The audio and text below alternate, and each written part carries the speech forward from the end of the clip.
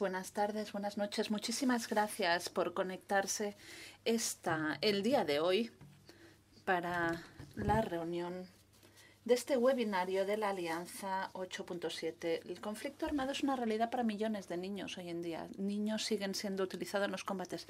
La meta 8.7 prohíbe explícitamente el uso de los niños en los combates y se busca la eliminación del trabajo infantil gracias a esta meta.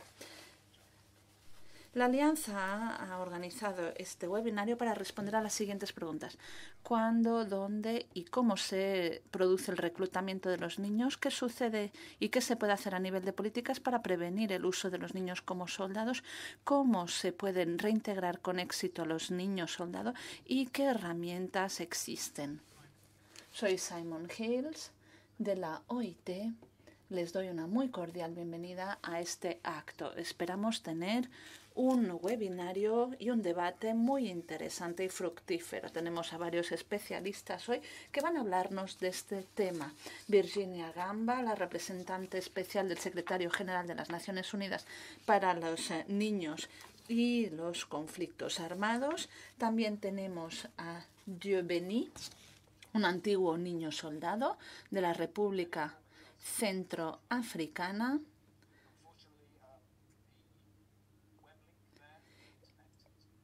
Por desgracia, la conexión a Internet de Dieu-Béni no es muy estable.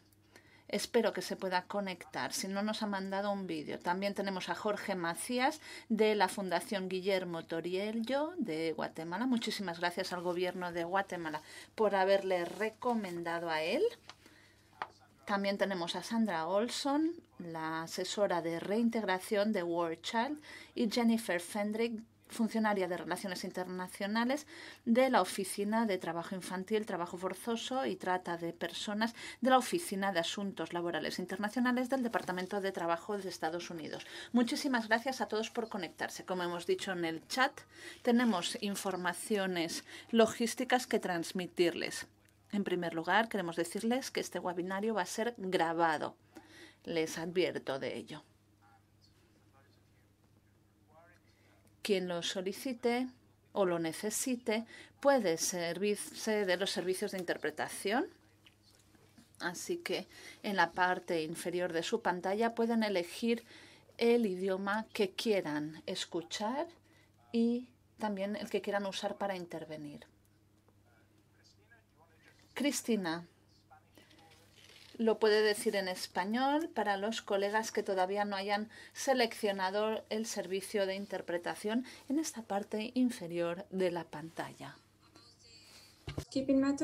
¿Vamos a hablar de esta cuestión logística? Sí. Estamos en español, ¿no? Estamos traduciendo todo en el chat, todos los aspectos de organización del webinar. Y también, por favor, las preguntas si pueden ser hechas en la sección de preguntas y respuestas y los comentarios que quieren hacer a todos los panelistas e invitados pueden hacerlo en el chat. ¿Algo más?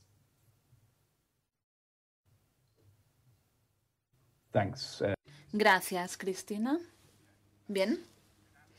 Sin más dilación, vamos a pasar directamente al vídeo de Dieu-Béni. Como les he dicho, es un antiguo niño soldado de la República Centroafricana. Debido a la inestabilidad de Internet, nos ha grabado un mensaje.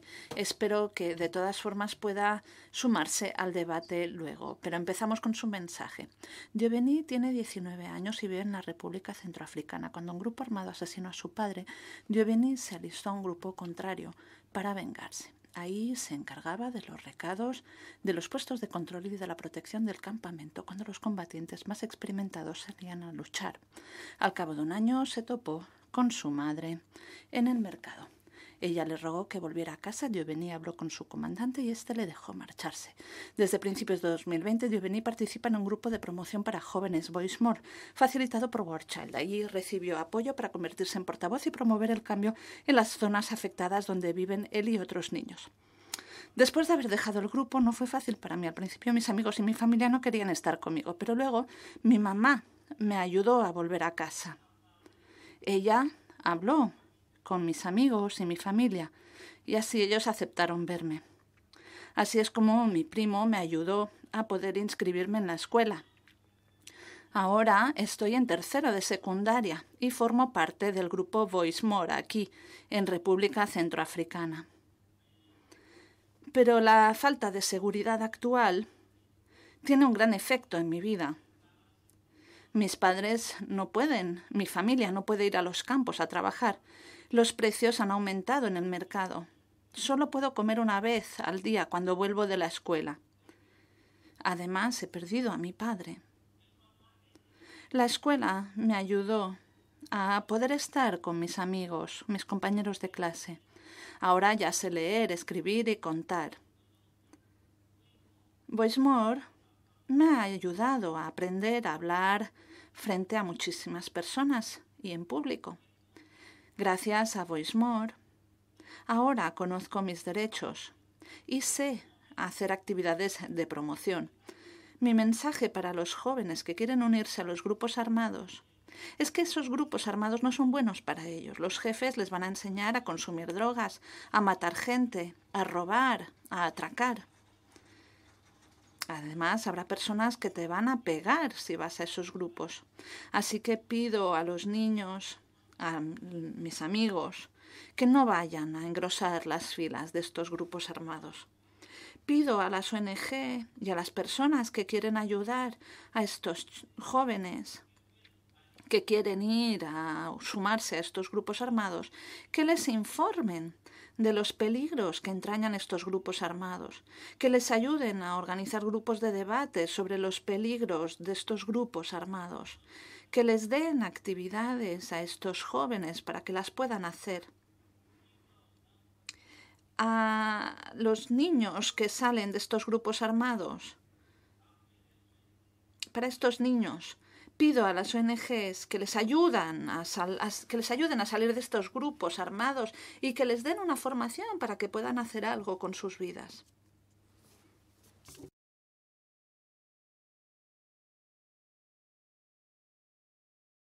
Okay. Muchísimas gracias por haber escuchado este vídeo. Gracias, Giovanni, por este vídeo. Espero que Giovanni pueda conectarse a la parte en la que tendremos el debate. Queremos que esta sesión sea muy interactiva, por eso vamos a celebrar encuestas durante el webinario, así que estén atentos y cuando vean la encuesta contesten de forma sincera. Esto nos puede ayudar, nos puede permitir hacernos una idea de su experiencia en este webinario. Tenemos un gran número de participantes, esto es muy buena noticia, espero que se queden hasta el final del webinario. Bien, ahora pasamos al siguiente orador. Es un placer dar una muy cordial bienvenida a la representante especial del secretario general para los niños y los conflictos armados, Virginia Gamba. Adelante, por favor. Muchísimas gracias, excelencias, distinguidos ponentes, señoras y señores.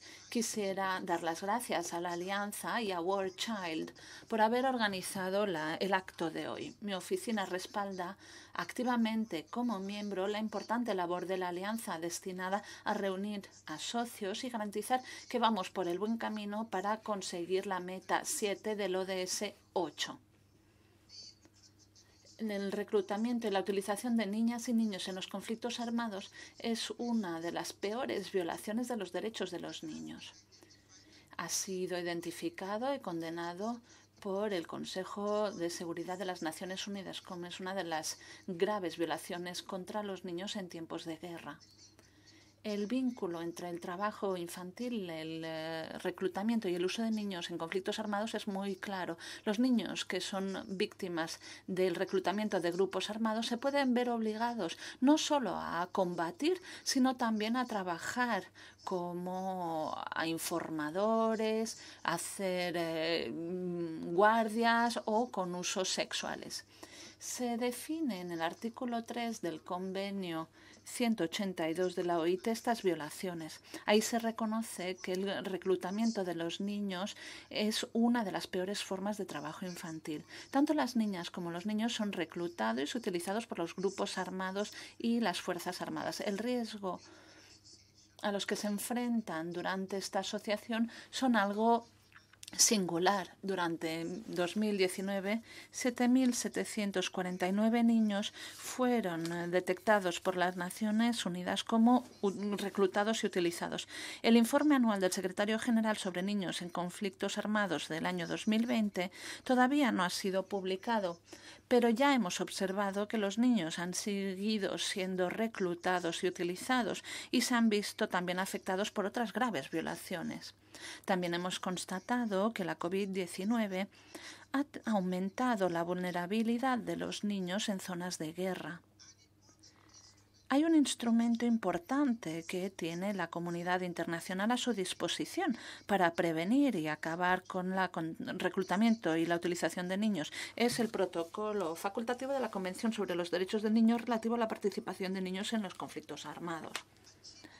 Alcanzar su ratificación universal y garantizar su ejecución son dos etapas cruciales para acercarnos más a la consecución de la meta 7 del ODS 8. Otra herramienta disponible son los planes de acción entre Naciones Unidas y las partes que tienen niños reclutados y utilizados según el informe del secretario general. Por otro lado, respaldar los esfuerzos de nuestra oficina y de los socios en estas dos herramientas ha conducido a la liberación de casi 40.000 niños desde 2018, lo que representa una cifra récord. Señoras y señores, incluso cuando están separados de los grupos armados y las Fuerzas Armadas, los niños tienen todavía dificultades para recuperar su lugar en las familias y las comunidades. Los efectos físicos, sociales y psicológicos de las experiencias horribles que han tenido que sufrir les acompañarán durante toda la vida. El estigma vinculado con su asociación a estos grupos y Fuerzas Armadas, sobre todo los que han sido designados como terroristas por el Consejo de Seguridad de las Naciones Unidas, añade complejidad a este problema. Proporcionar un programa de reintegración y una atención adecuados a los niños y a las niñas que han sufrido las peores formas de violencia es fundamental para su recuperación y ayudarles a curarse y a prosperar.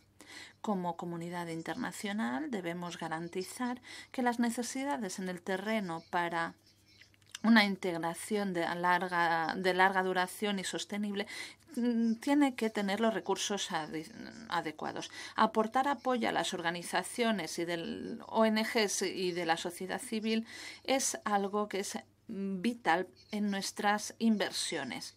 Además, los esfuerzos de integración tienen que estar vinculados con el abastecimiento de un entorno más amplio de protección en el que las familias, los padres, las comunidades, las autoridades locales y subnacionales y los gobiernos contribuyan a la atención y la protección de los niños. Los programas de reintegración impulsados por las comunidades es la forma más eficiente para garantizar la rehabilitación y la recuperación de los niños afectados, para romper con el ciclo de la violencia y para evitar que los niños vuelvan a ser reclutados. Para contribuir a una financiación exhaustiva y unos programas exhaustivos y para sensibilizar sobre la importancia de la reintegración, mi oficina en 2018, junto con UNICEF, presentó la Coalición Mundial para la Reintegración. Se han publicado ya 3 estudios en este marco en 2020 y vamos a compartirlos con ustedes por medio de la plataforma en línea. Señoras y señores, a modo de conclusión, 2021 celebra el Año Internacional para la Eliminación del Trabajo Infantil. Tenemos pues la oportunidad de reanudar nuestros compromisos para acabar con y prevenir el reclutamiento y la utilización de los niños y aumentar la labor y las inversiones para la consecución de la meta 7 del ODS 8. Separar a los niños de los grupos armados y las fuerzas armadas que los han reclutado y garantizar su recuperación es fundamental para luchar contra esta lacra. Pero solo a la hora de prevenir, solo preveniendo este problema, vamos a poder hacer que este objetivo sea sostenible. Los planes de prevención, la promoción y la inclusión de las expresiones de mejor protección durante los procesos de paz y la mediación también debe ser una prioridad de todos nosotros. Les doy muchísimas gracias por su atención. Thank you very much, Professor. Muchísimas gracias, profesora Gamba. Como ha dicho usted, celebramos este año el Año Internacional de la Eliminación del Trabajo Infantil. Una breve pregunta para usted.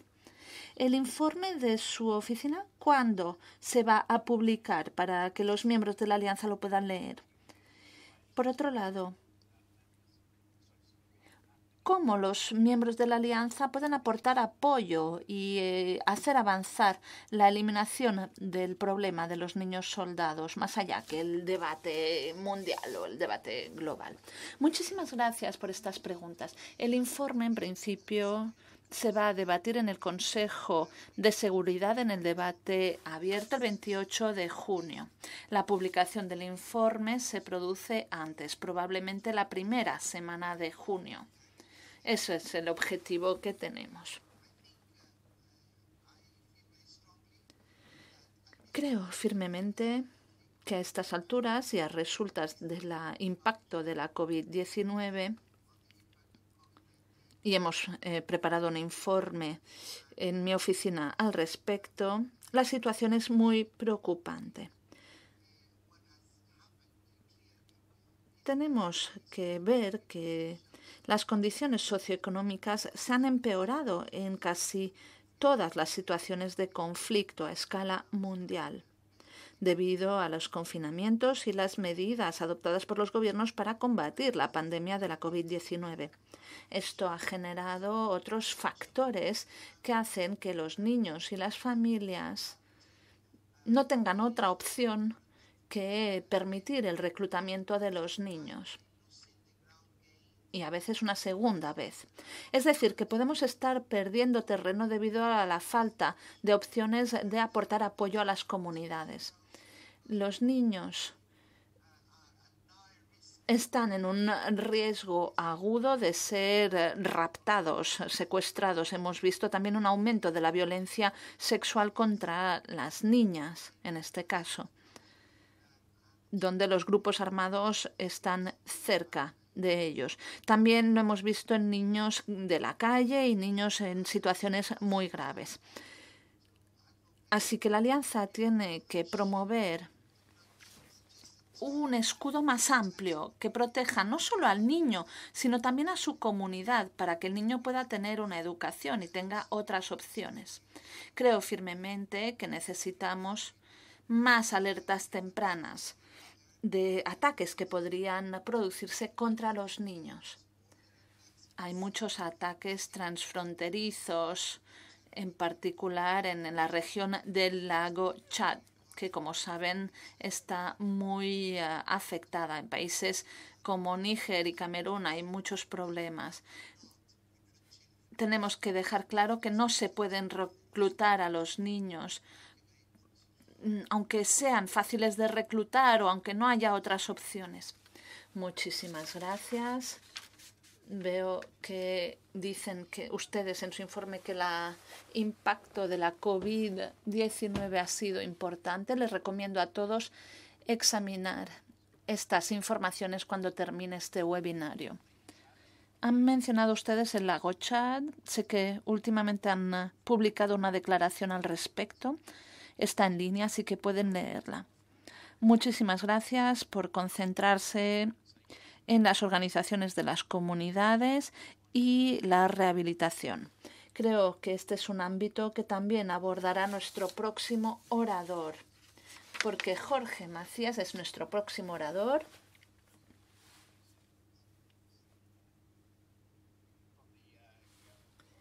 Él es de la Fundación Guillermo Toriello. Fue recomendado por el gobierno de Guatemala. Guatemala es uno de los países innovadores de la Alianza. Jorge, sin más dilación, le cedo la palabra. Adelante, Jorge. Sí, buenos días. Espero que me escuchen bien. Tengo algunas dificultades con el audio, pero trataremos de... Bien, quiero enfocarme aquí en relación a la experiencia que tuve. Fui parte del movimiento guerrillero aquí en el país. Yo me alcé, me incorporé a una organización guerrillera a los 16 años, fue hasta los 19 años que pude ser combatiente. Y estuve desde 1976 hasta 1996 en que se firmó los acuerdos de paz. Estuve en la montaña. Posteriormente me incorporé ya en el 2004 a... Los intérpretes se disculpan, pero el sonido es insuficiente para poder interpretar. A la memoria histórica. Disculpe. Excuse Jorge. Jorge, es imposible interpretarle ahora, no le oímos bien. No le estamos oyendo bien, no le podemos entender.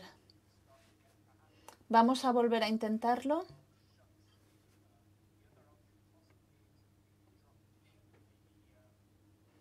Vamos a tratar de apagar el vídeo, tal vez así funciona mejor. Bueno, les quería expresar en relación a la experiencia nuestra en Guatemala. Durante todos esos años de conflicto armado en el país, el Estado estuvo dedicado principalmente a reprimir a la población.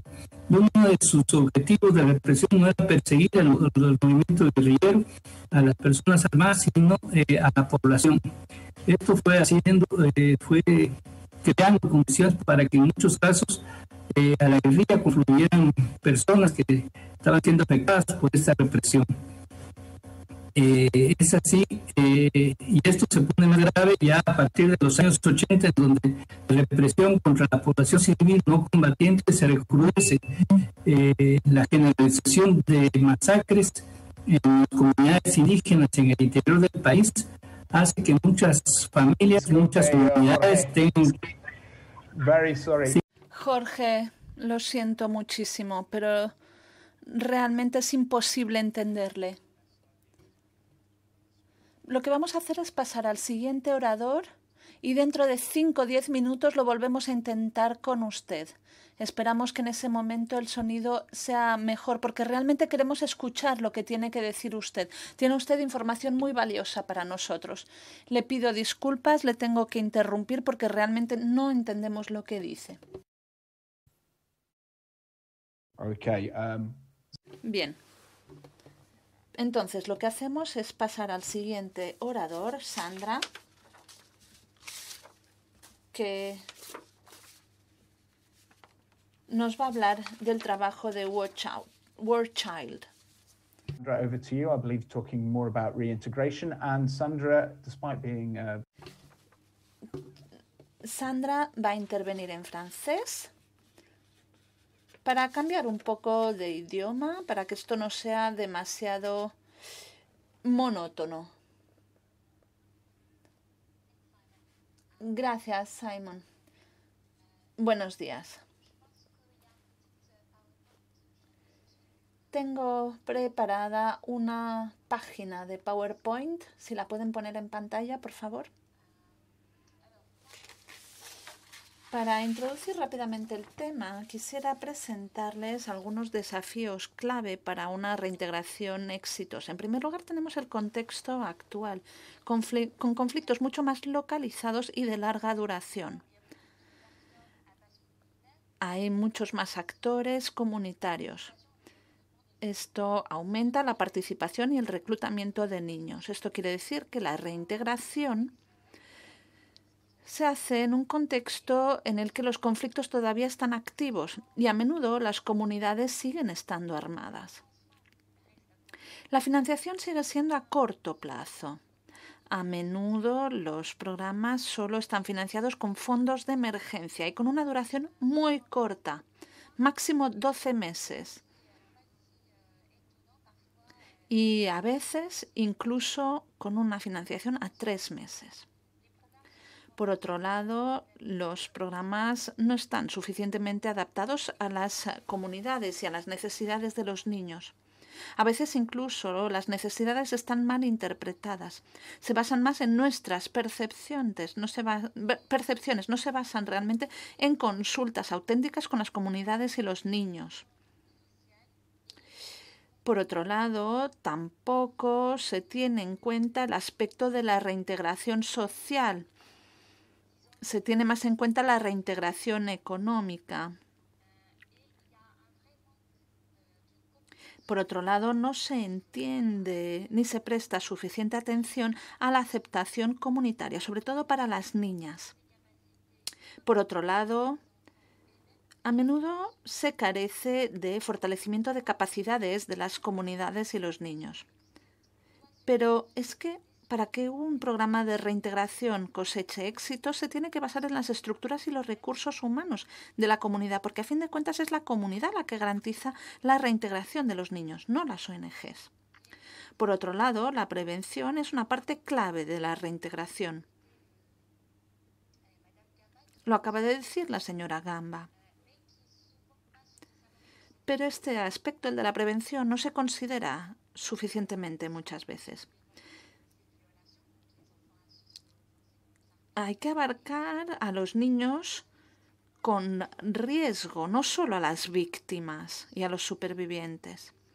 Nos debemos concentrar más en la creación de capacidades para las comunidades y los niños, para que ellos se puedan convertir en agentes de paz y agentes de reintegración. Por otro lado, nos debemos concentrar también mucho más en posicionar la reintegración no solo en el sector de los programas humanitarios, sino también en todos los programas de desarrollo y de consolidación de la paz y la seguridad, para que a través de este sector podamos trabajar y así tener una visión a largo plazo. Me gustaría acabar con un vídeo de uno de mis colegas de la República Centroafricana. Él nos va a hablar precisamente de algunos de estos desafíos. Vamos a ver el vídeo de Cherubin.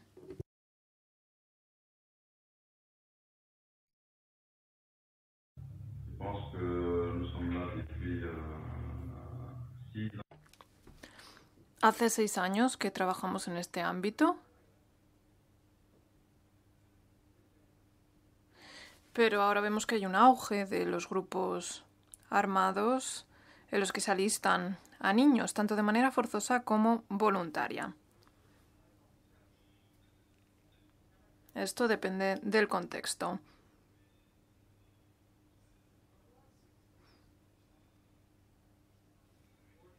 En los últimos 6 años, World Child ha desmovilizado y reintegrado a 2.500 niños en esta zona. Por desgracia, esto no basta.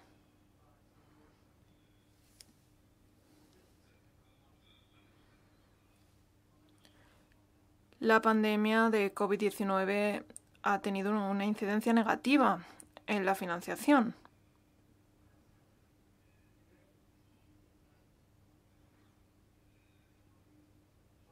Y la violencia postelectoral,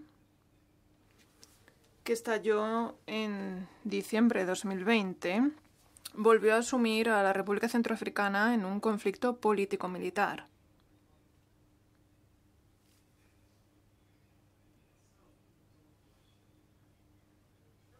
Así, algunos niños desmovilizados volvieron a alistarse en esos grupos armados para combatir, lo cual es sin duda lamentable. Así que incluso si logramos desmovilizar a estos niños, esto no bastó.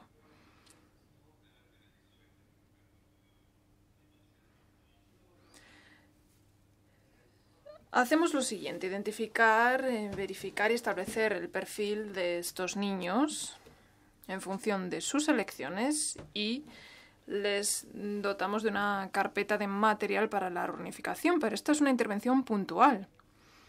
A veces concluye un proyecto y el personal abandona el terreno y no se cuenta con un mecanismo de seguimiento bien asentado. Incluso si pudieran existir redes de carácter comunitario que hagan cierto seguimiento. El resultado, por tanto, deja mucho que desear. World Child ha adoptado un nuevo planteamiento que tiene mayor carácter comunitario. Intentamos facultar a las comunidades y a los jóvenes para que puedan determinar problemas relativos a la protección de la infancia por sí mismos a nivel comunitario y proponer cauces para adoptar medidas.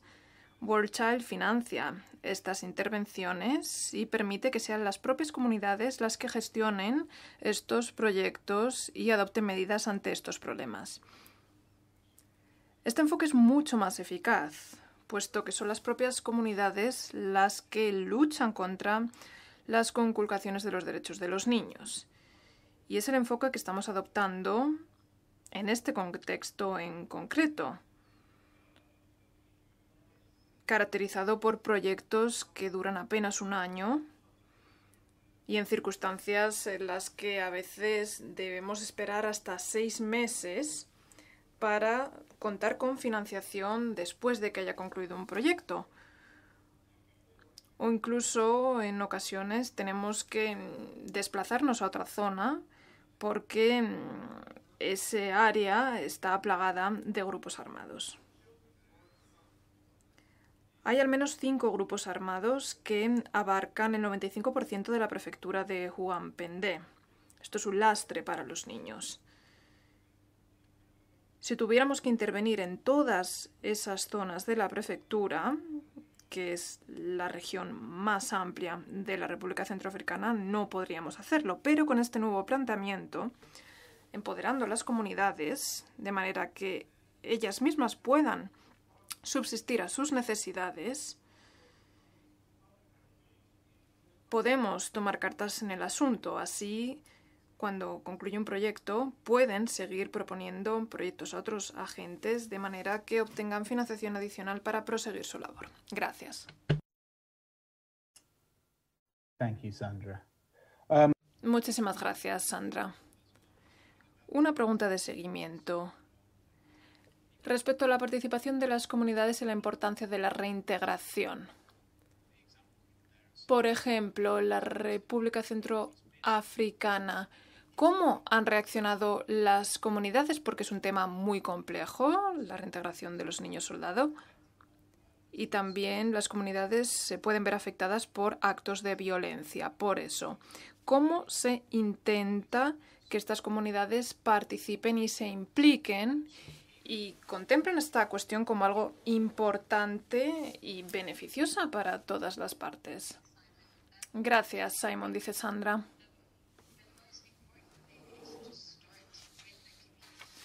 Es importante comenzar con las comunidades y con los propios niños afectados. Como decía, es muy fácil intentar imponer nuestra propia perspectiva, decidiendo qué es lo que hay que hacer, pero quizás ellos entiendan las cosas de manera totalmente distinta y sus necesidades sean otras. Por eso yo creo que el meollo de la cuestión es entablar un diálogo sin restricciones. ¿Cuáles son los principales problemas en sus comunidades y cómo podemos brindarles apoyo? Quizás para nosotros sea el reclutamiento de los niños y para ellos sea que no haya una escuela en esa comunidad.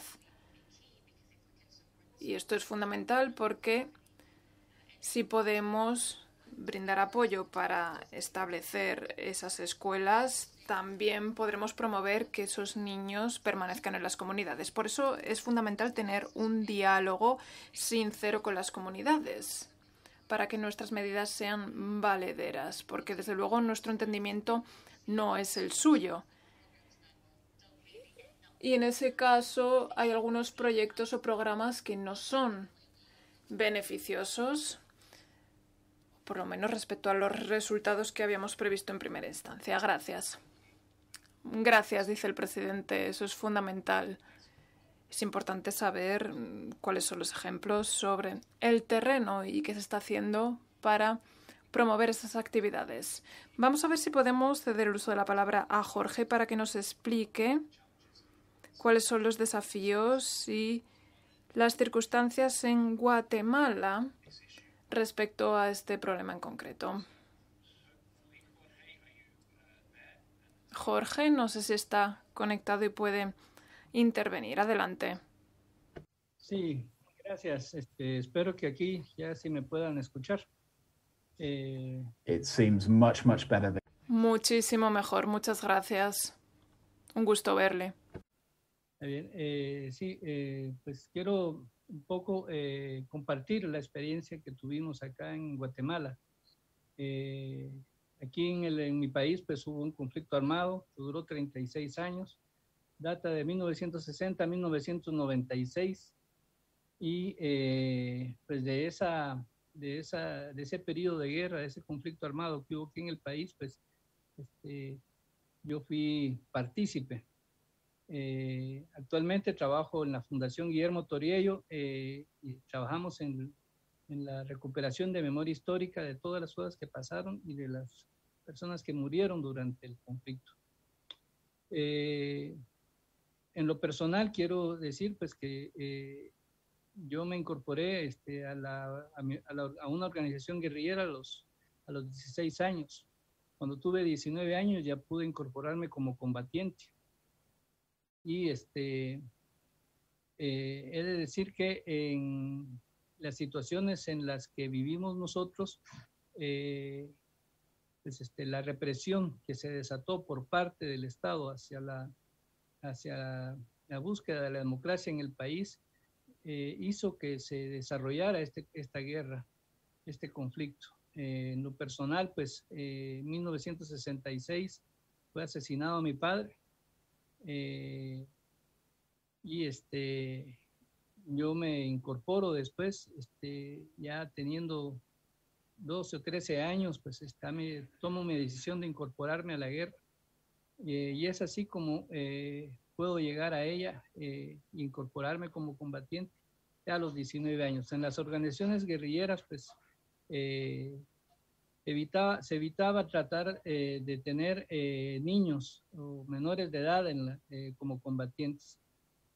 Sin embargo, ya en el proceso de la guerra, cuando la represión se recrudece, la persecución contra la población no combatiente se pone más fuerte, se da periodos muy grandes de masacres generalizadas en todo el país. Esto hace que mucha población tenga que buscar refugio y salirse del país o desplazarse internamente, pero también mucha población busca incorporarse a la lucha guerrillera, y es así como empiezan a llegar a la guerrilla familias enteras y sobre todo niños y niñas que se quieren incorporar. Se trataba de evitar esta participación, esta incorporación, y en estas condiciones pues se hace bien difícil porque no hay lugar, no hay espacio donde poder tener o mandar o enviar a estas personas que buscan refugio. Una buena parte de la población logró salirse del país e irse a otros países, principalmente a México, a refugiarse. También mucha población se refugió en las montañas, en las selvas de mi país, para protegerse de la represión. Pero la guerrilla fueron llegando familias, a veces niños y niñas huérfanos, que no tenían dónde ir. Y pues se les trataba de ubicar en lugares con protección, donde hubiera población y donde no tuvieran peligro de estar en combate. Sin embargo, sí hubo excepciones. Dentro del proceso de recuperación de memoria histórica, logramos recuperar la historia de Chepito. Tal vez más adelante les van a compartir a ustedes varios enlaces para conectarse, para ver el libro, la historia, la vida de Chepito Ixil. Él es un niño de una de las regiones más golpeadas por la represión. Yo lo conocí a finales del año 80. Fue cuando lo pude conocer. Estuve un poco más de un mes en un campamento donde estaba él.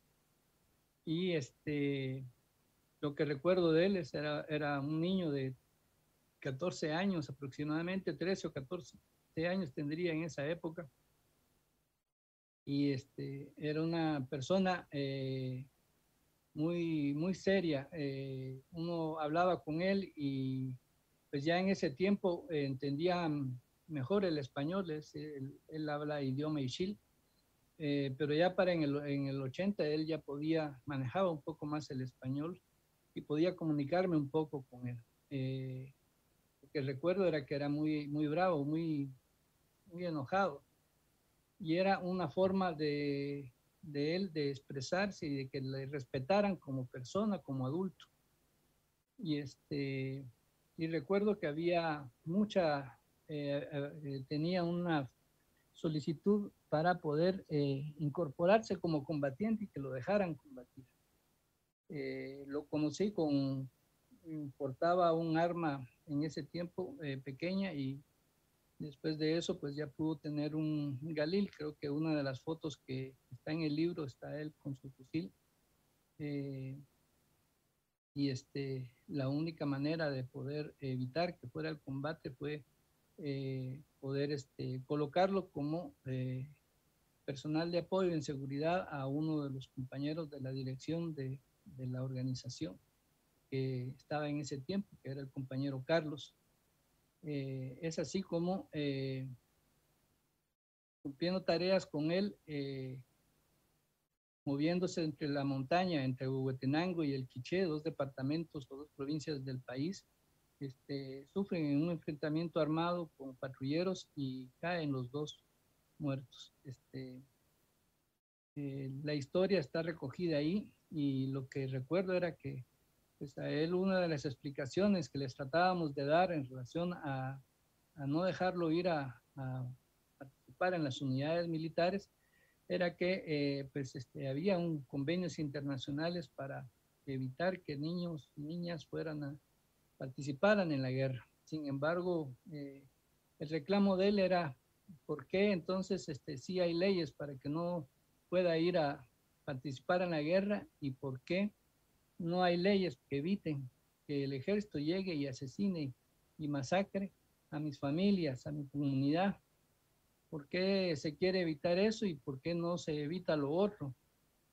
Y eso pues deja mucho que pensar en relación a cómo establecemos mecanismos para proteger a la población civil no combatiente durante los conflictos armados y que no tenga que sufrir las consecuencias de la persecución y de la represión, que son dos de los factores que inciden mucho para que niños puedan participar o participen voluntaria e involuntariamente, obligados por las circunstancias en la guerra.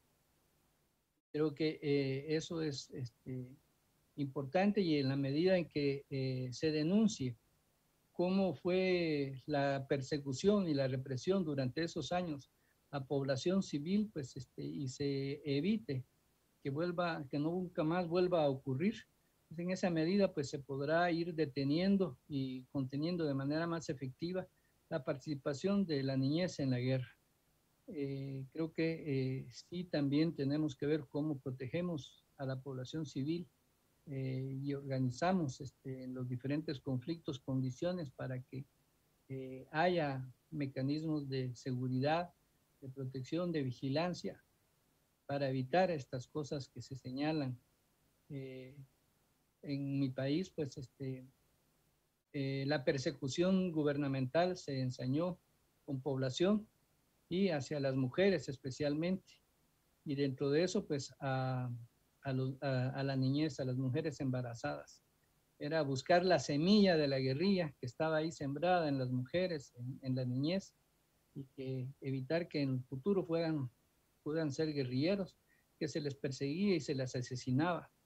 Entonces, son de las cosas que hay que difundir a nivel internacional para que en ningún momento pueda darse condiciones para que ningún gobierno, ningún ejército ejerza esa persecución y esa represión contra la población civil no combatiente y principalmente contra las mujeres y la niñez. Eso tendría yo que expresar en todo esto y transmitir como experiencia particular. Encontrarán también que compartí un vínculo para acceder a un libro, el libro que se desarrolló, que se creó en la Comisión de Esclarecimiento Histórico a partir de la firma de los acuerdos de paz, en donde se recogen las violaciones a derechos humanos que hubo durante la guerra. Difundir estos horrores, difundir y conocer estas cosas ayudarán a que en ningún momento pueda volver a repetirse, ni en Guatemala ni en ningún otro lugar, esos actos de represión y de persecución a la población. Toda guerra es muy difícil, es bien, causa muchos daños y sí tenemos que lograr que se protejan los derechos humanos aún en las peores condiciones de guerra que puedan darse. Eso tendría yo para compartir, para expresar con relación a la experiencia que nosotros tuvimos. En el movimiento guerrillero, pues efectivamente nosotros no aceptábamos combatientes menores de 18 años. Sin embargo, hubo casos en donde no había dónde regresarlos, dónde ubicarlos, dónde enviarlos, y lo más seguro para ellos fue tenerlos en tareas logísticas o en tareas de apoyo, en algunos casos, y siempre evitando que fueran a sufrir consecuencias. En muchos casos se organizaron lugares en donde puedan hijos de combatientes, hijos de militantes pudieran formarse, pudieran estudiarse y pudieran crecer lejos de la guerra.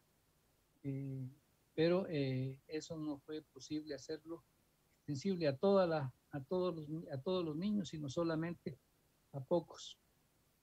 Creo que eso sería por el momento pues mi intervención. Gracias.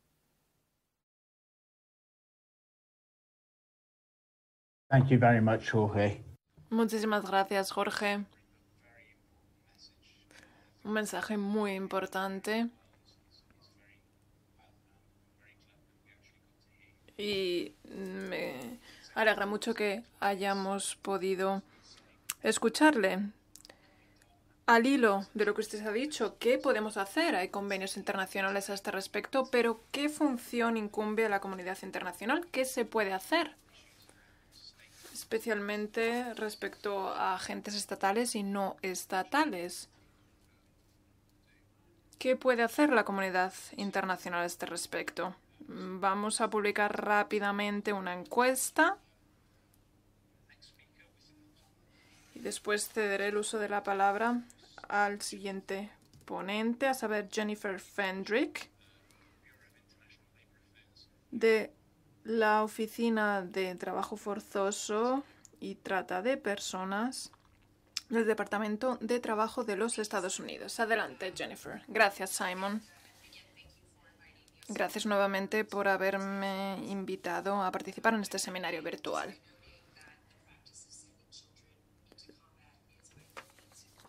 La práctica del alistamiento de niños soldados no es específica a zonas del mundo concretas. En algunos casos hay niños combatientes de apenas 9 años que se llamaban drummer boys, que estaban en las trincheras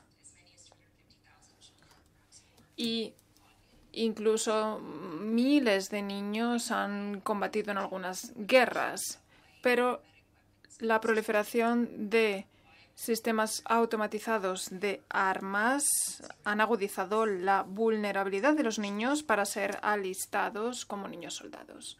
No sé si puedo compartir con ustedes unas diapositivas.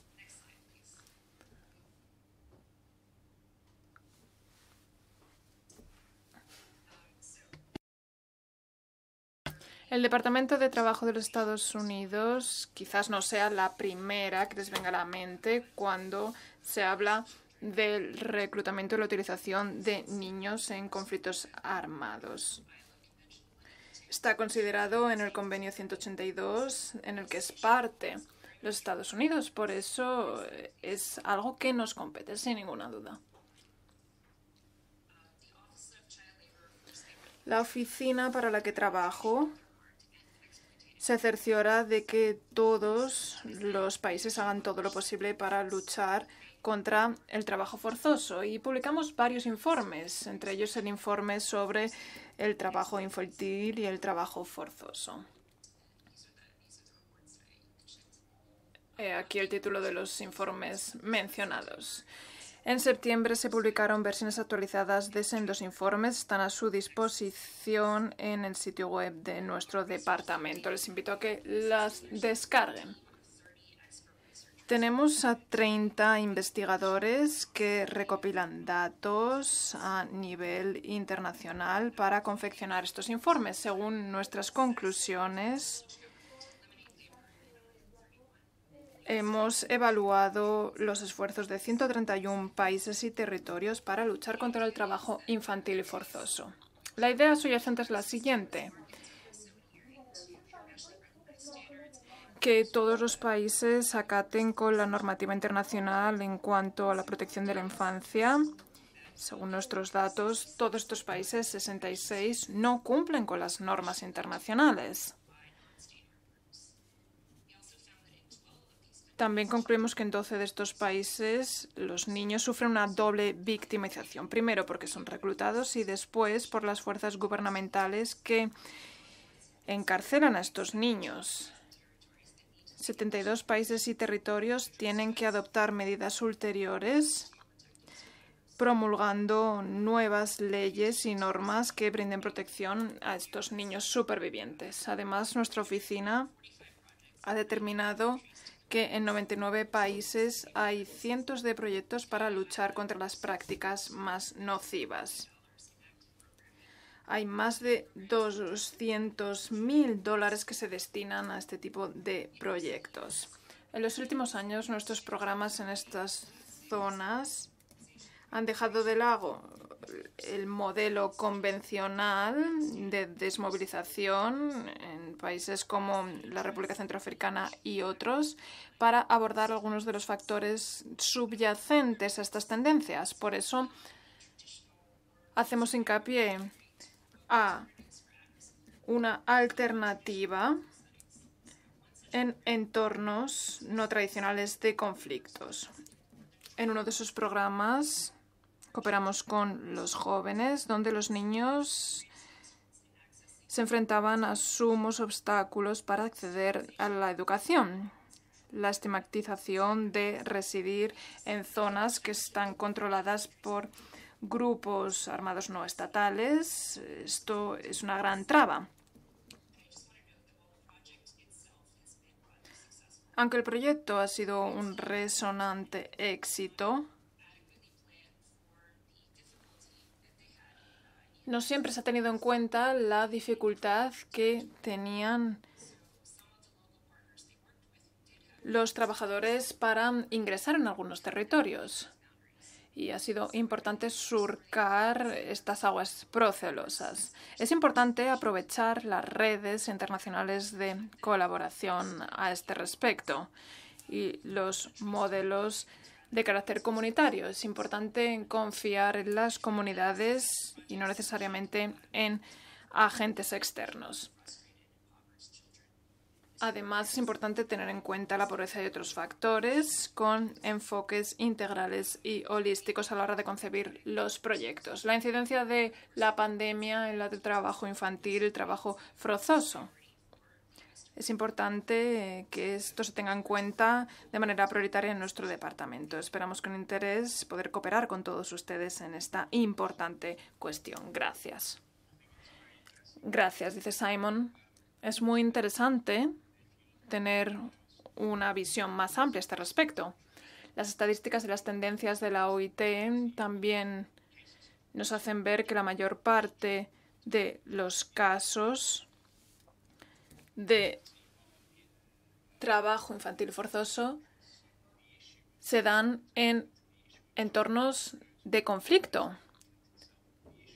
Pero la fragilidad, la inseguridad, la pobreza y la represión, conforme ha mencionado Jorge, son cuestiones que también influyen y que tenemos que tener en cuenta al tener en consideración este problema en un contexto más amplio.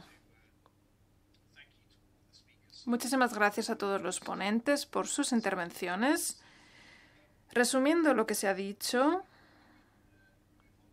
para todo el público, después procederemos con el turno de preguntas y respuestas. No duden en formularlas con la opción específica de Zoom y también participen en las encuestas.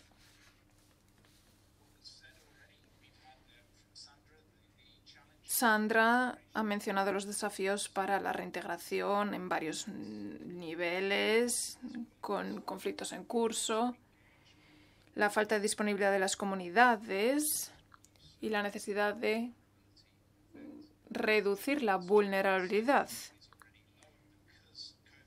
La financiación es insuficiente y este problema se ha agudizado con la pandemia de COVID-19. Por eso es importante garantizar que en el debate más amplio, en este año para la erradicación del trabajo infantil, se tenga en cuenta la cuestión de los niños en los conflictos armados, que debe gozar de prioridad.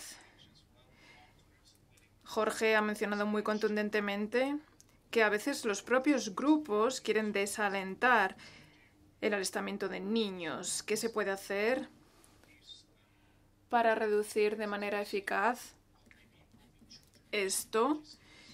De manera que los niños, por ejemplo, participen en los aspectos logísticos. Pero esto, no obstante, sigue sumiendo a los niños en una situación de riesgo. Un riesgo significativo que tenemos que abordar y seguro que pueden confirmarlo los ponentes. Como ha dicho Jennifer, el reclutamiento de niños combatientes es un problema. Ha mencionado la guerra civil de los Estados Unidos y tenemos que analizar cuáles son los factores que favorecen el reclutamiento de niños en este tipo de conflictos. Muchísimas gracias a todos los ponentes.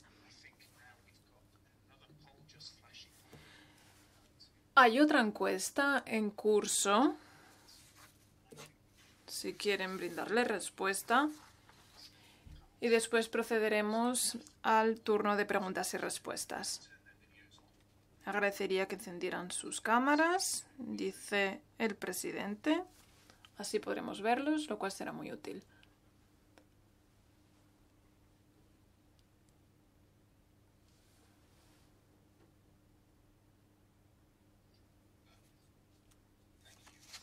Gracias.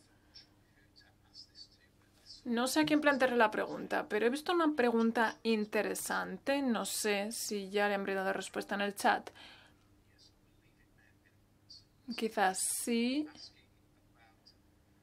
Se ha preguntado sobre quiénes participan en el sector privado.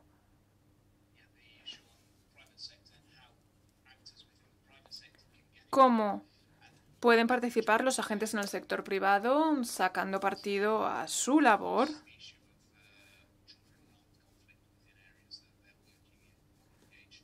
O dando visibilidad al problema en los ámbitos en los que prestan servicios.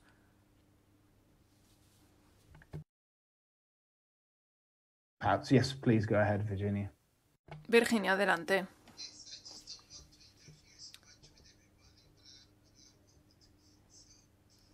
Sí, quería brindar respuesta sin interrumpir.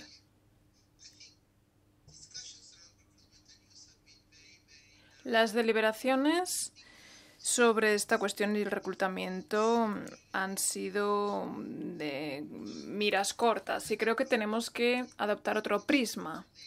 No podemos basarnos en el contexto actual o de hace 20 o 100 años o 50. Se ha transformado este contexto. Para mí no cabe duda de que hoy disponemos de recursos y conocimientos que no teníamos hace 100, 200 o 50 años. Y esto tiene que ver con la educación, y que no quiero que haya género de dudas a este respecto. Antes, los niños, si tenían un cierto nivel de alfabetismo, eran considerados instruidos. Se habían concluido la enseñanza primaria y después podían elegir trabajar o proseguir con su educación. Pero en los últimos 70 años hay más igualdad de condiciones y no hay discriminación sobre quién debería proseguir su educación o no, quién debería empezar a trabajar o no. Y creo que estamos todavía atrapados en esta filosofía. Creemos que es adecuado que los niños trabajen. Y muchas comunidades creen que esto efectivamente es positivo para los niños. Prefieren que trabajen y no que se eduquen. Incluso lo acabamos de escuchar. Algunos de los ponentes han participado en este contexto y nos han dicho que a veces no hay escuelas a las que puedan asistir los niños y por eso las fuerzas gubernamentales o los grupos armados permiten que los niños permanezcan en los campamentos y les dan tareas que hacer, sin tener en cuenta que esto ya es una conculcación y un desprecio de sus necesidades, porque en algunos casos los niños están sumidos en una tesitura en la que puedan ser asesinados porque va a haber un ataque en el campamento en el que están. ¿Qué podemos hacer? Brindar protección o encontrar un cauce sano. Y esto ha cambiado. El mundo se ha transformado y sabemos que la mejor manera para luchar contra la estigmatización y para evitar el alistamiento de los niños es educarlos. Pero hasta los 18 años, hasta el instituto, no solo la enseñanza primaria. Y tenemos que conseguir que no haya una discriminación de ningún tipo a escala internacional sobre quién prosigue su educación y quién no. A los ex niños soldados, a los niños que se han desmovilizado y que tienen 12, 14 años. Tenemos que preguntarles. Y lo que necesitan y lo que quieren es educación. No quieren que les impartamos competencias y que les digamos, bueno, su vida ha sido un desastre, si esto ha sido responsabilidad suya o no, bueno, eso es irrelevante. No. No podemos decirle, ahora por favor, cumpla usted con la legislación. Bueno, esta persona podrá decir, yo quiero ser oceanógrafo, ser carpintero. ¿Qué tenemos que hacer para que esto se entienda? Creo que es una cuestión muy compleja la que usted nos plantea. ¿Cómo podemos redoblar nuestros esfuerzos? Lo que podemos hacer, creo yo, es brindar apoyo a los niños y a las familias con financiación, de manera que los niños puedan seguir asistiendo a la escuela. Y esto no es una quimera.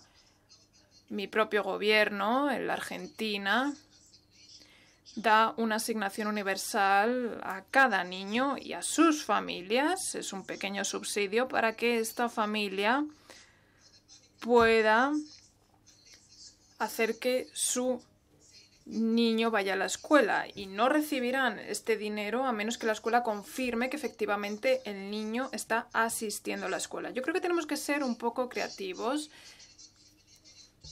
de manera que el niño no trabaje de manera remunerada o no, sino que haga valer su derecho a la educación. Y esto tiene que ser una realidad para los niños y para las familias pobres también. Gracias.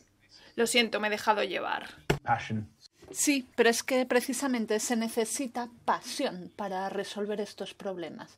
Los problemas que ha planteado usted están relacionados con la protección social y los derechos humanos universales. Se trata de respetar los derechos humanos, garantizar que los niños tengan derecho a una infancia, a una educación y estar libres de victimización. Y las familias, los niños, tienen que tener la garantía de que se cumplan sus derechos humanos. Así que muchísimas gracias, profesora Gamba, por apasionarse tanto por este tema. Bien, tengo pregunta para Jorge, del chat. En su experiencia, ¿qué mecanismos de vigilancia han funcionado bien? Medidas de vigilancia efectiva. ¿Cuáles ha visto usted? Please go ahead, Jorge. Ha sido difícil. Hay dos experiencias. Una es durante la guerra y otra es posterior a la guerra. Yo creo que posterior a la guerra es donde ya puedo observar que hay más mecanismos de vigilancia de derechos humanos. Durante el tiempo de la guerra creo que no sentimos la presencia de ningún organismo internacional de vigilancia a los derechos humanos en el país y se produjeron muchas violaciones, incluso graves, violaciones a derechos humanos. Es a partir de la firma de la paz en donde se producen, entonces se dan, ya funcionan algunos mecanismos de vigilancia de derechos humanos que han contribuido a que en el país pues, pueda desarrollarse o producirse un juicio, algunos juicios contra los peores actos de violencia durante la guerra. Hace años pues, fue enjuiciado uno de los expresidentes golpistas del país, Ríos Montt, fue condenado por genocidio. Al final, pues la sentencia fue revocada por cuestiones circunstanciales, cuestiones de procedimiento y no cuestiones de fondo. Por lo tanto, para nosotros sí la condena que se obtuvo en ese juicio es muy importante para que no se repitan estos casos. Creo que un mecanismo importante es que pues se pueda socializar de mejor manera lo que son los derechos humanos, lo que son las violaciones a derechos humanos. Todavía en el país quedan muchas secuelas de la propaganda contrainsurgente y cualquier luchador de derechos humanos es tildado de izquierdista o de comunista y por lo tanto sujeta a que pueda ser asesinado o desaparecido en cualquier momento. Eso ocurrió durante la guerra y todavía quedan remanentes de ese discurso, de esos planteamientos anticomunistas que ocultaban la persecución contra la población civil de manera indiscriminada y justificaban estas graves violaciones. Creo que ahorita se está discutiendo un tema importante en el país y es la protección a los defensores de derechos humanos y eso está cobrando relevancia. Creo que ese tipo de actividades y de acciones son importantes y esos mecanismos sí pueden ir frenando estas graves violaciones a derechos humanos.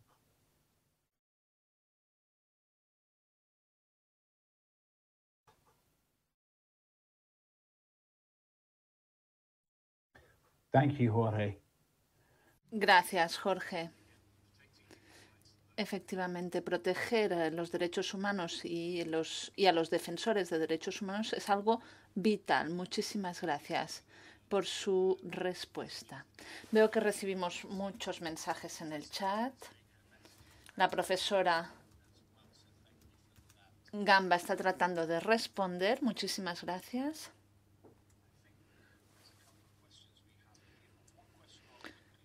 Quiero abrir una pregunta para Jennifer sobre la Alianza 8-7 y el objetivo 2025. ¿Cree usted que vamos por buen camino? ¿Qué tenemos que hacer todavía? Y como miembros de la Alianza, ¿cómo podemos hacer avanzar el debate para alcanzar el objetivo de la meta 7 del ODS 8 y la abolición efectiva del reclutamiento y la utilización de los niños en conflictos armados. Quisiera abordar rápidamente también la cuestión sobre de las empresas privadas. Sí, adelante, por favor.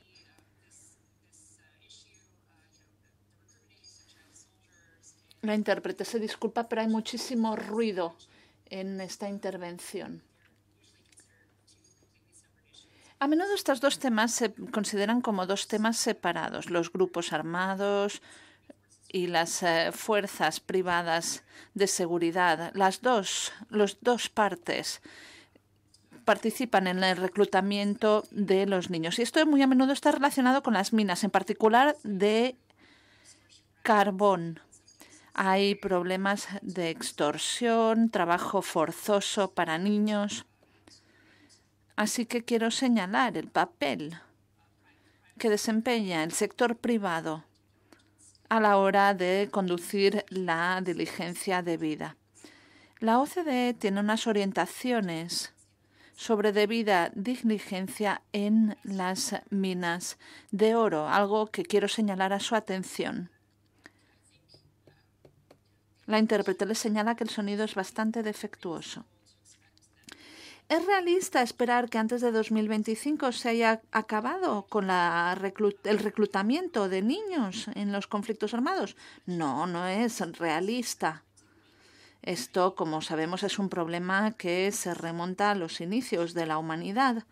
Pero sí se puede alcanzar una reducción en el número de niños reclutados y utilizados.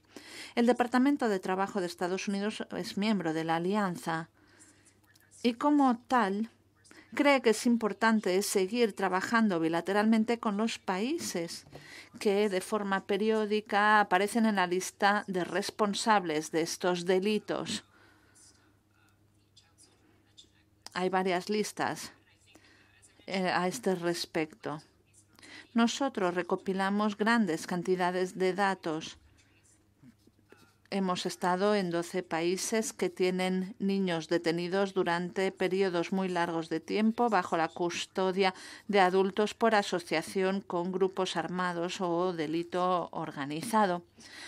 Pues bien, tenemos que trabajar más con los gobiernos para luchar contra el encarcelamiento de niños por su asociación con grupos armados y también niños arrestados por otros delitos. Por ejemplo, participación en bandas armadas. Quiero señalar también que debemos reconocer que la naturaleza de los conflictos armados está evolucionando y, por lo tanto, nuestro enfoque también tiene que hacerlo. Tenemos que encontrar soluciones que reflejen algunas de las realidades del siglo XXI. Muchísimas gracias. Gracias. Otra pregunta de Victoria. Creo que la profesora Gamba ha tratado de responder, pero creo que es una pregunta interesante la de Victoria, así que la comparto. ¿Qué se puede hacer contra los grupos no gubernamentales que reclutan a niños que no se ven abarcados por los protocolos de las Naciones Unidas, que no saben que existe el año internacional? ¿Qué podemos hacer contra estos grupos? Sandra ha compartido un ejemplo antes que me ha parecido interesante al respecto. Sandra tal vez quiere comentar esto. Sí, excelente pregunta. Los grupos no gubernamentales armados no son signatarios, por supuesto, de los tratados, pero el gobierno de ese país en cuestión sí que es responsable y tiene que trabajar con esos grupos armados. Hay muchas cosas que se pueden hacer. Hay muchos actores especializados en trabajar con estos grupos no gubernamentales armados. En el chat al inicio he visto otra buena pregunta relacionada con este tema. Se decía, nunca vamos a poder detener los conflictos. Claro que eso no es fácil, pero sí que podemos hacer cosas para que los niños no sean reclutados, y sobre todo cuando no se trata de secuestros. Podemos trabajar con estos grupos armados. Cuando son milicias basadas en las comunidades, por ejemplo. Yo acabo de volver de la República Centroafricana, por eso tenemos tantos vídeos. Este país es un país que sufre de una falta de financiación. Hay muchos grupos armados no estatales que están presentes en más del 80% del territorio del país. Por lo tanto, la única forma de prevenir el reclutamiento ahí es trabajar a nivel de comunidad para entender por qué los niños se suman a estos grupos. ¿Es por falta de oportunidades? Si es así, entonces tenemos que lograrlo con las comunidades. La respuesta es larga, está claro, pero en pocas palabras. Muchos países deberían tratar de trabajar con estos grupos no estatales porque son los principales reclutadores de niños. Gracias, Sandra. Está claro. Profesora Gamba, ¿quiere añadir algo? Tenemos que considerar a los grupos armados también como los que no están opuestos al gobierno. El principal problema que tenemos, uno de los principales problemas que tenemos, es que los estados son endebles. Las comunidades están hartas de ser atacadas por varios frentes. Muchas veces lo que vemos es grupos paramilitares.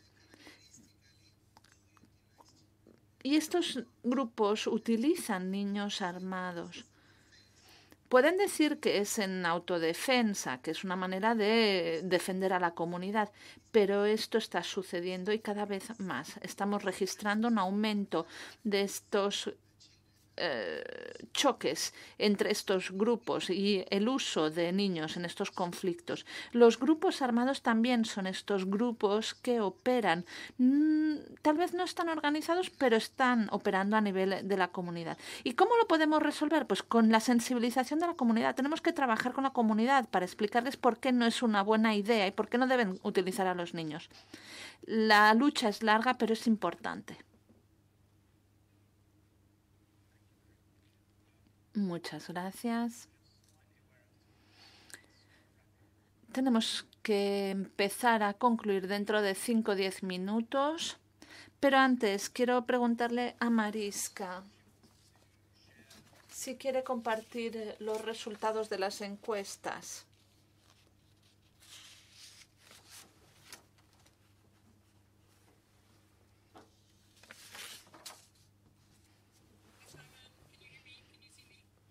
Can see and hear you, Okay. please. Go ahead. I've only just got. Bien. Voy a tratar de explicarles lo que hemos obtenido hasta ahora. El 67% han respondido que han trabajado o trabajan en el tema de los niños afectados por conflictos armados. Pregunta. ¿Podemos acabar con el reclutamiento y la utilización de niños soldados antes de 2025? El 80% creen que es lograble, el 27% no están seguros y el 60% dicen que no lo lograremos. El 18% dice que sí, 27% tal vez, el resto, el 60% dice que no. ¿Quién debe rendir cuentas por el objetivo de acabar con el reclutamiento y el uso de niños soldados? El 17% dice que son los estados, o el 70%, mejor dicho, dice que sí. Solo el 14% dice las comunidades en las que se están reclutando a niños. Sorprendentemente, los actores humanitarios y de desarrollo dan un 0% en las respuestas. La siguiente pregunta tiene que ver con el impacto de la COVID-19. Se nos preguntaba si el número de niños asociados con fuerzas armadas y grupos armados ha cambiado debido a la COVID-19. El 41% considera que ha habido un aumento ligero, el 25% considera que ha habido un gran aumento. En general, podemos decir que los encuestados consideran que ha habido un aumento. Muchas gracias. Me parece que este es un tema que podemos debatir. Profesora Gamba, usted ya ha mencionado que tienen un estudio que analiza algunos efectos de la COVID-19. Jennifer, seguro que a través de sus estudios y programas también pueden ver el impacto de la COVID-19 más allá de los conflictos tradicionales. Jennifer, en primer lugar, ¿qué han constatado ustedes? ¿Cuáles son los principales impactos de la COVID-19 en el ámbito de los niños y los conflictos armados y las peores formas de trabajo infantil? ¿Qué han observado ustedes? Gracias, Simon. En primer lugar, en relación con la COVID y el cierre de las escuelas, pues hemos visto que muchos niños se han visto volcados en la pobreza. Muchos niños han quedado sin escuela este año.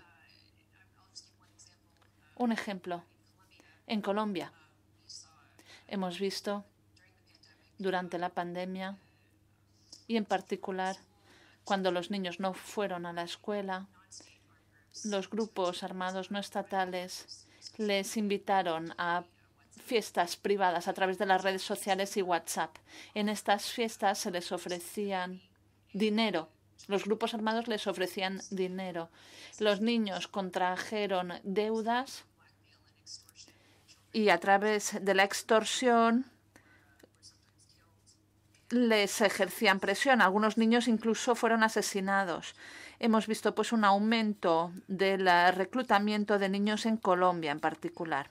Y esto debido a que hay muchos niños que se ven impulsados hacia la pobreza.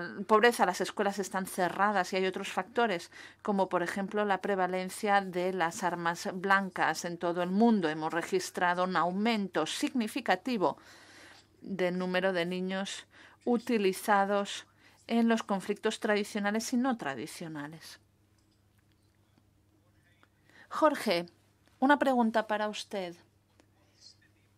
¿Cuál ha sido el impacto de la COVID-19 en los sistemas de vigilancia y la capacidad de que las personas puedan informar de lo que está sucediendo en las comunidades, por ejemplo?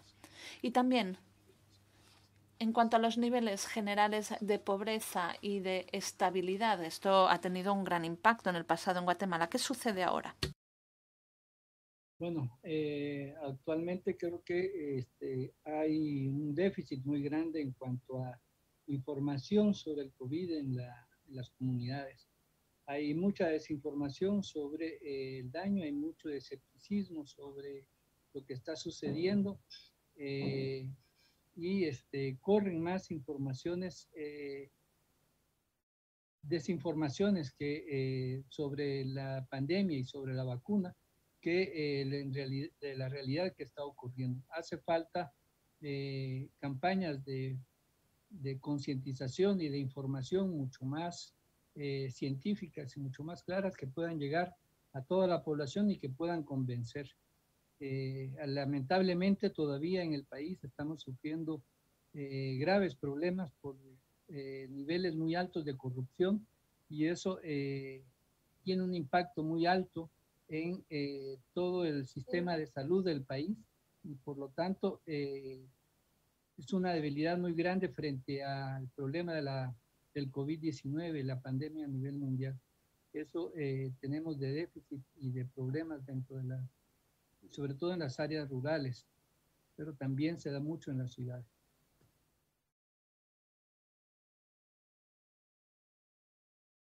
Thank you. Gracias, Jorge. Sandra, en los programas de World Child en la República Centroafricana, ustedes también han observado este déficit de información. ¿La COVID-19 ya está teniendo un impacto, repercusiones en sus programas? Bueno, puedo decirles que acabo de volver de la República Centroafricana.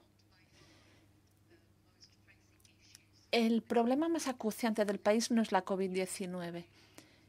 Ni para el gobierno ni aún menos para la población. Hay otros problemas mucho más preocupantes: protección, alimentación, seguridad. Eso sí que son problemas acuciantes ahí. Lo que sí que ha tenido un impacto en el país ha sido el cierre de las fronteras. Este país depende mucho de la importación de alimentos procedente de otros países. Se han cerrado todas las fronteras cuando llegó la pandemia, lo que hizo que los precios de los alimentos en el mercado han aumentado de forma disparatada. Las necesidades básicas, los alimentos más básicos, los productos como el jabón han aumentado en un 70% sus precios. Esto ha obligado a comunidades que ya eran muy vulnerables, en particular las desplazadas, en particular los niños que ya estaban en el filo de la situación y tenían que buscar una solución para sobrevivir, pues se vieron obligados a buscar otros medios de supervivencia. Por lo tanto, sí hemos registrado un aumento de niños que se desplazan hacia las zonas mineras. En particular, hemos visto informes muy preocupantes de niñas en estas zonas mineras. Están siendo explotadas sexualmente. Muchos niños se han tenido que separar de sus familias porque han tenido que desplazarse para encontrar un sustento. Además, hemos tenido violencia relacionada con las elecciones, algo que empezó en diciembre. Esto también condujo al cierre de las fronteras. Esto también, a su vez, condujo a un aumento de los precios de los productos básicos. Luego hay otros países que son grandes donantes para estos países, pero estos donantes ahora están cambiando sus financiaciones. Se han querido concentrar, por ejemplo, internamente en la respuesta a la COVID-19. Esto tiene un enorme impacto. Varios proyectos gozaban de financiación de países como el Reino Unido que se han cortado, interrumpido completamente. Esto tiene un efecto enorme en nuestro trabajo en el terreno con las poblaciones. Muy difícil esta situación, efectivamente. Profesora Gamba, últimos comentarios en relación con este tema, porque pronto vamos a cerrar la reunión. Aparte de leer sus informes, los de su oficina, ¿qué más podemos hacer? ¿Algún comentario sobre el impacto de la COVID? ¿Algún consejo que darnos? Creo que Sandra lo ha dicho de forma muy elocuente. Ella trabaja en el terreno. Desde el punto de vista del seguimiento, de la vigilancia, algo que le ha preguntado a Jorge, nosotros hemos visto un gran impacto. Nuestros mecanismos de seguimiento dependen mucho de los actores de la protección de los niños del sistema de Naciones Unidas. Y debo decirles que muchas de nuestras misiones en el terreno se han visto impactadas por la COVID-19. Muchos actores de protección de los niños han contraído el virus y se han tenido que aislar. Esto ha tenido un efecto en el acceso a los niños y a los actores en el terreno. Claro, también los confinamientos nos lo han dificultado. Dependemos de la tecnología disponible en cada país. Cada equipo especial ha tenido que adaptarse a lo que se podía hacer con las tecnologías disponibles. Porque hay problemas digitales en algunos países. Si no hay buenas comunicaciones informáticas, las cosas se dificultan aún más. En lo que se refiere a las últimas palabras que puedo pronunciar, pues diría que me he visto muy sorprendida por los altos porcentajes de personas que creen que no podemos acabar con el trabajo infantil y el reclutamiento de los niños en la fecha prevista. Me estresa mucho pensar que ustedes han perdido la esperanza.